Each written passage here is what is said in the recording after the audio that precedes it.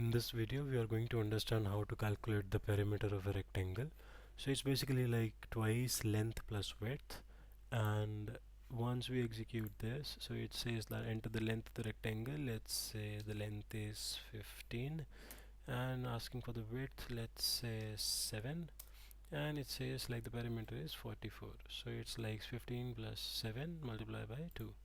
So what is the logic behind this is you are asking for the length, you are storing it in the length variable, then you are asking for the width, storing it in the width variable here, and after that you are putting the formula, and the formula says like you are using two mathematical operations. It's basically like the multiplication and the addition.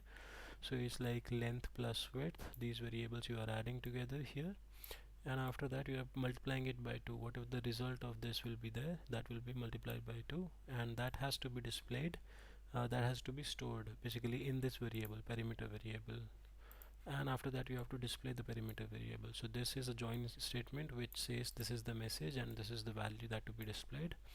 So that this has to be displayed for like, let's say 20 seconds. You can reduce the time as per your convenience if you wish for.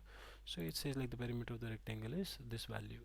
So if I just click on this, it says like enter the length of the rectangle, again let's say 5, then it says for the width let's say 3, and this time it says like twice of 5 plus 3, that goes 16.